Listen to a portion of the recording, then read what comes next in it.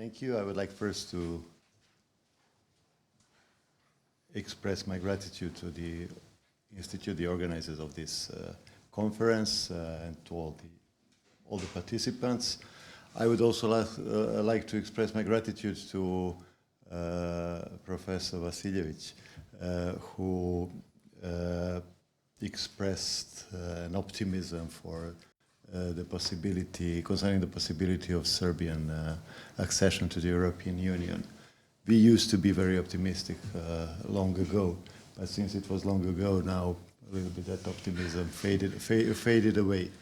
So, okay, but still I'm coming from a candidate country, and as you probably are aware of, I will remind you, until the year 2000, nobody in Serbia thought of it. We were in a series of war situation, we were under sanctions, etc., etc.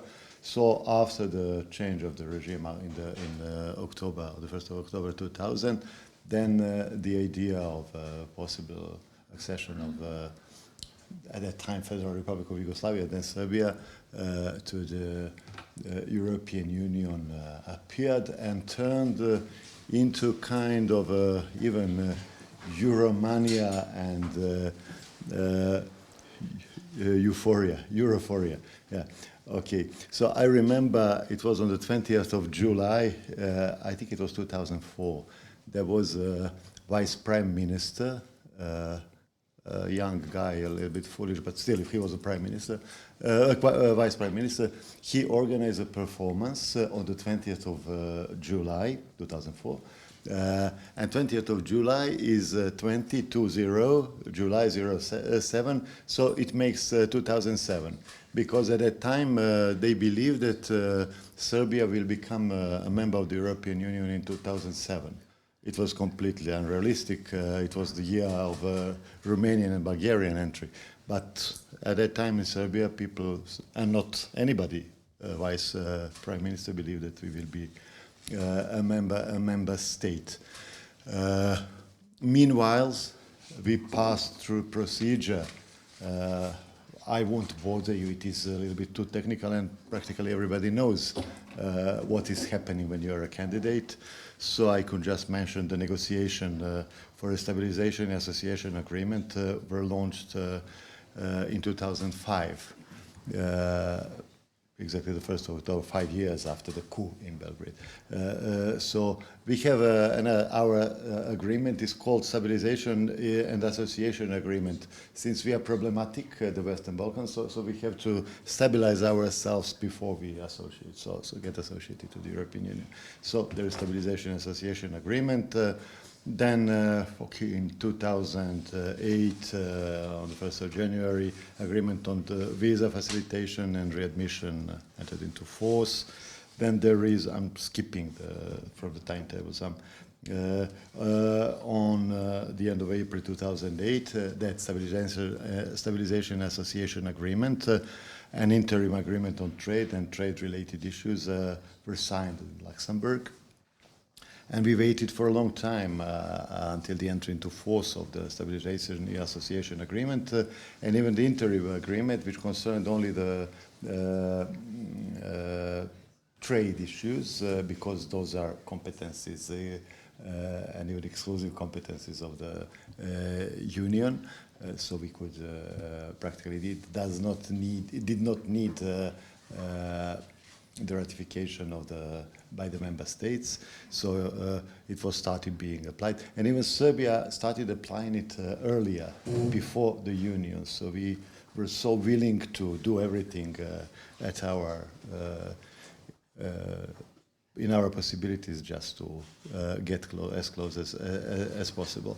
Then there was on the 1st of March 2012, Serbia became a candidate country.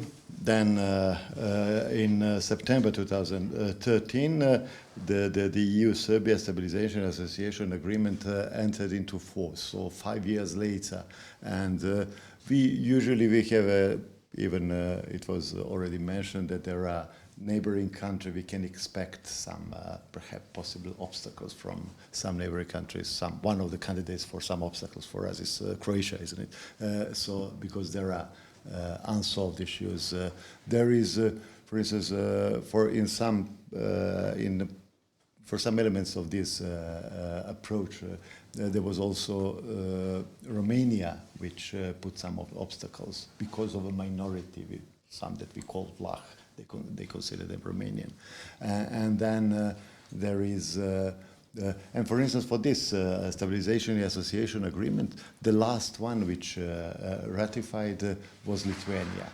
Nobody would expect Lithuania to be there, far from us, a small country without any big ambitions to terrorize somebody. But still, the reasons were there were some investments in possible investments in Serbia that failed, and that was the reason for their being unsatisfied. And there is another reason: they had a candidate for the president of the General Assembly of the United Nations, and we had a candidate, and it was our candidate who was elected. So that was one of the reasons for that delay. So anything can happen on that path, but I'm just mentioning that unexpected obstacle.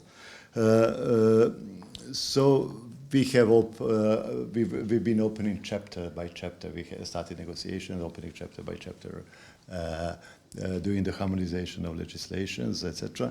And the methodology was changed, revised in 2020. Sorry, it was now those chapters. There are 35 chapters. They are concentrated into clusters.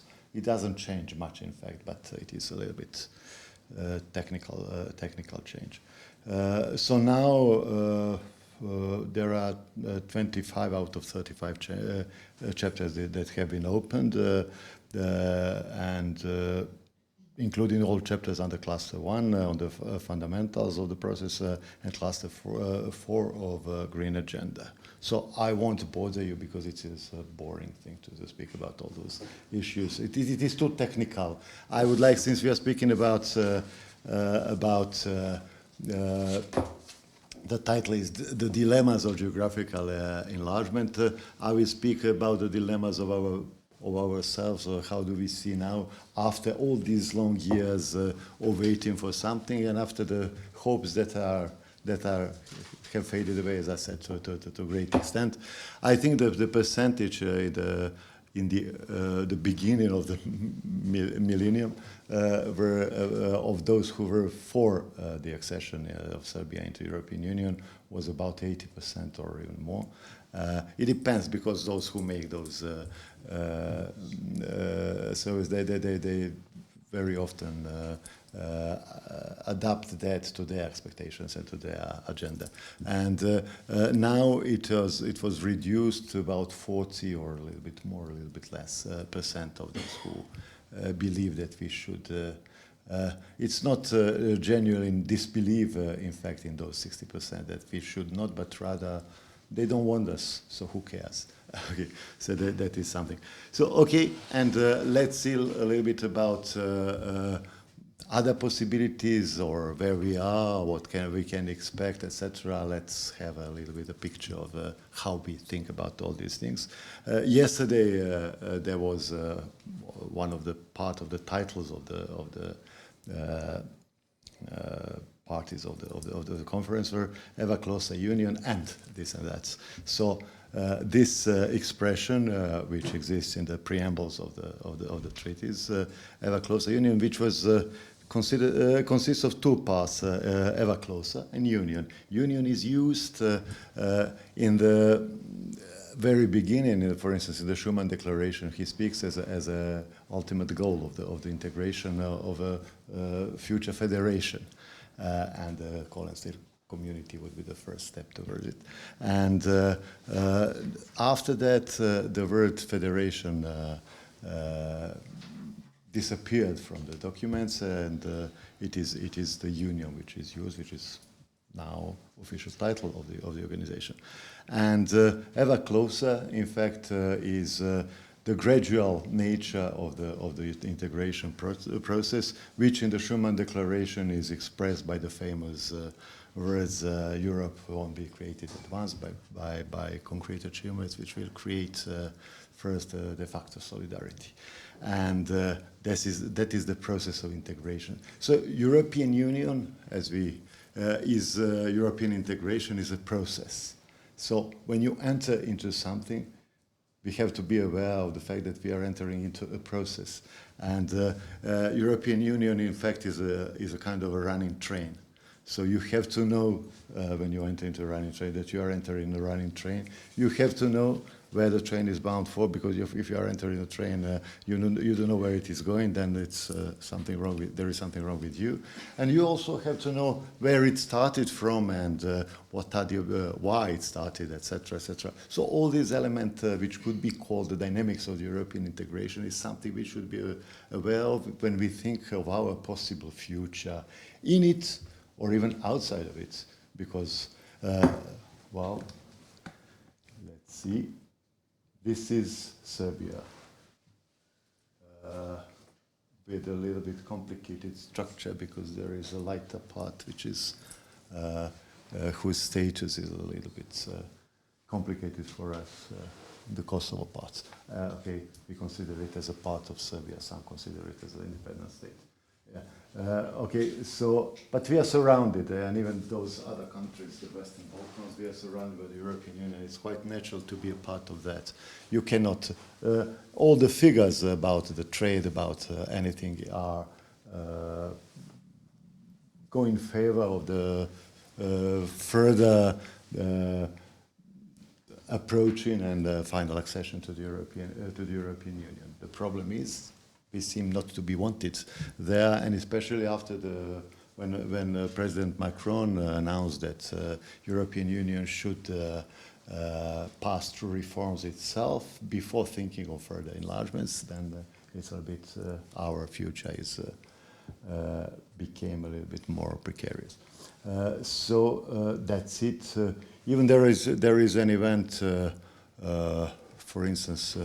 The Russian Minister of Foreign Affairs wanted to come to Serbia last year, and since he's under sanctions of all the countries around us, his plane could not fly to Belgrade because it was forbidden by everybody. So that is the extent to which we are surrounded by the European Union, or perhaps other states.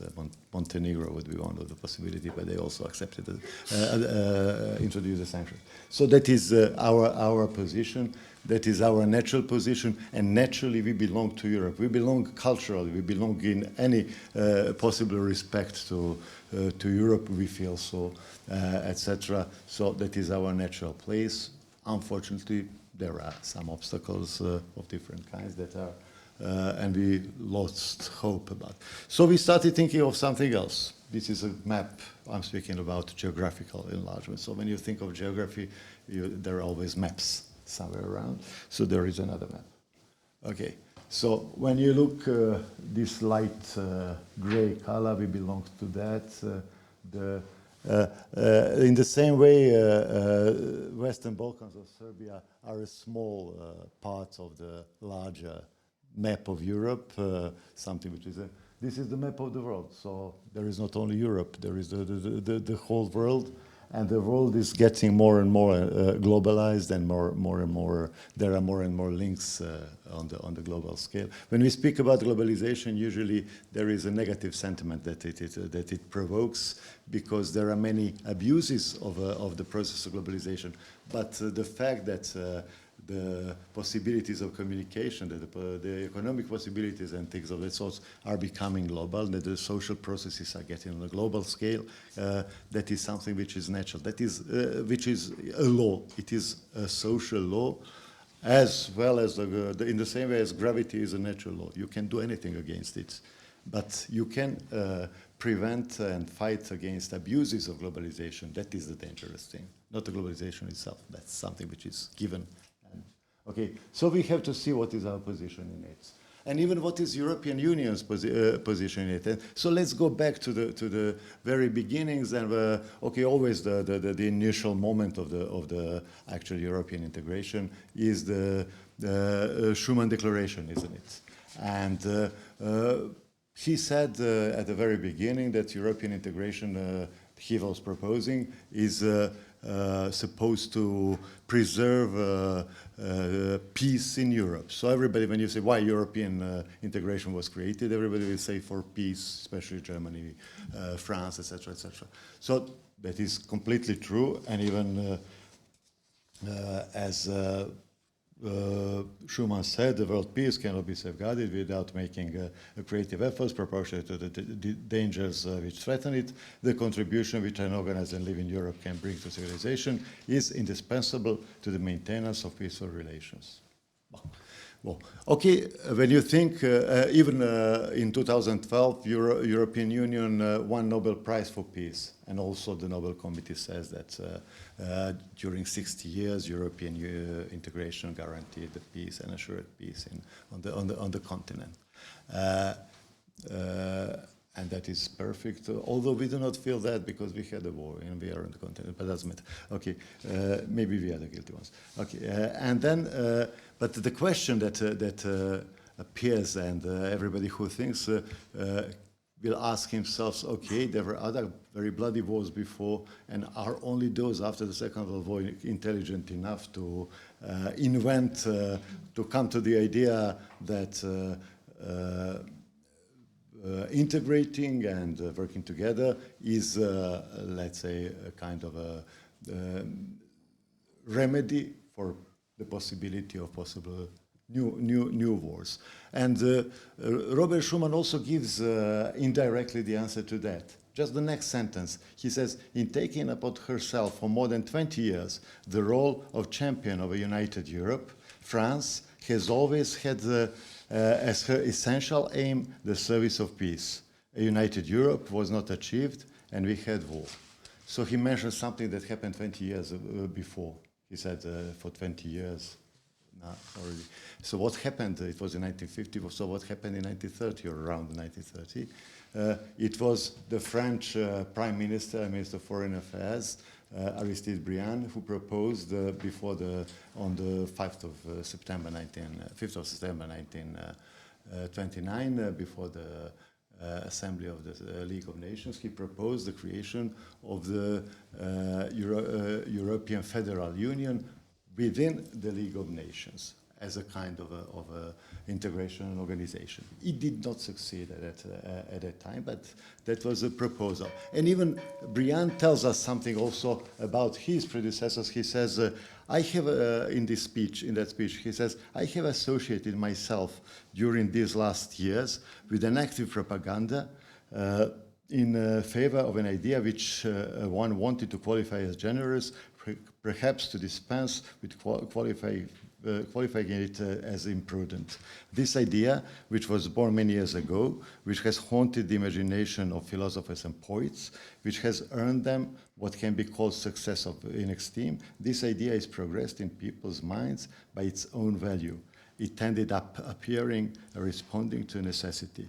Propagandists have come together to spread it, to bring it further into the minds of nations, and I confess that I found myself among those propagandists. He says that he belongs only to a long list of people, philosophers, poets, etc., who advocated European integration before him. And if you look back, you will see even from the Middle Ages, there is a series of projects and ideas of dozens and dozens of authors who advocated. So why European integration succeeded after the Second World War and it did not succeed before the Second World War?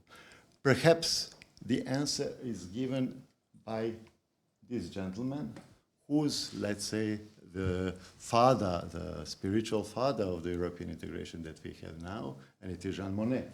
And he said in 1943, and I will keep this picture because he said something else later, okay, the countries of Europe are too small to provide their peoples with the prosperity and social development they need. This presupposes that the states of Europe form a federation or European entity that makes a common economic unit out of them. It was in 1943 that he said. So what is important? The countries of Europe are too small to provide their peoples with the prosperity. And what do we have after in the 50s, etc.? We have 6 countries, 3 a little bit bigger, 3 smaller, that are too small, in fact, for economic needs of that period. The development of science, technology, etc., and development of economy, as a result of it, required a larger market for them, especially in comparison with their possible competitors, the United States or other big states, etc. So the reason why, at least, European integration succeeded, and probably one of the reasons for which it was proposed, is, besides that pacifist motivation, is the fact that it is the states became too small, owing to the development of economy, owing to the development of science, technology, which required larger and larger. This is a historical process. The feudal units became too small, and we had the states that we know now, the nation states. Then the nation states became too small, and that led in the 19th century to the creation of international organizations. And even the need for something larger, which is a state-like entity, led in the 50s to the creation of the European integration. And the European integration owes its success to the fact that it was initially, and all the time, in fact, the core of it was that economic, the common market. I went to study long ago to France, and I was a little bit surprised when I understood that they, in fact, do not use the European communities as a they say le marché commun, common market, and that is, in fact, the synonym for the, and everybody was using that instead of, yeah. Okay, so that is the core, that is the center of it, and what is happening? Look what he says a little bit before his death. He says, I have to look here because I don't see well from this distance. Monet. He says, the sovereign nations of the past can no longer solve its problem of the present, and the European community itself is only a stage to the way of to the organized world of the future.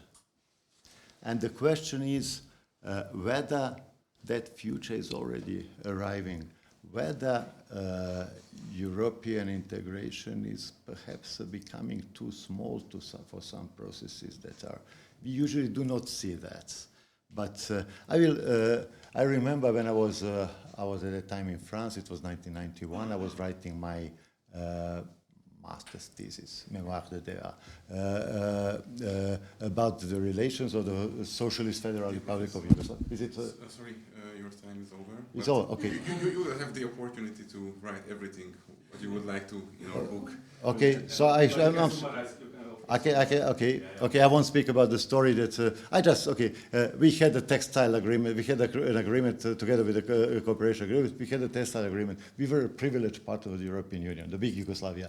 And then we had a war, our economy was ruined, etc. Even if we could lift our economy, textile production to the same level, we could not be the partner of the European Union of that kind. Why? Because the production of textile moved to the Far East. So nobody would, we are too expensive for that. And we were not in the 80s. So that is the question. And if you look at the different crises that shake Europe, at the very beginning you had a crisis before, after the failure of the European Defense Community in 1954. Then, I don't know, the empty chair crisis. So all the internal things were shaking Europe. Nowadays, you have some different crises. You have the economic crisis, which started after the world crisis, economic crisis from 2008. Then there is the migrant crisis, which is also a global phenomenon, or at least intercontinental phenomenon. Then you have the COVID crisis, pandemia, that is also something which is global. So Europe is facing global issues, even the crisis that is happening now in the energy is also something which is global. So Europe is facing things that are obviously facing. It has to cope with globalization. And if you look from outside, then we should consider what are our possibilities, what is good for us to adapt ourselves to our position that we have and that we will have for a long time. Being now we are supposed to sign a trade agreement with China for free trade. We couldn't do that if we were a member of the European Union. So that is one of the possibilities. Or we also have to think, what will the European Union do in the context of globalization? That is an important issue that is, I think, underestimated to a certain extent. Thank you. Sorry for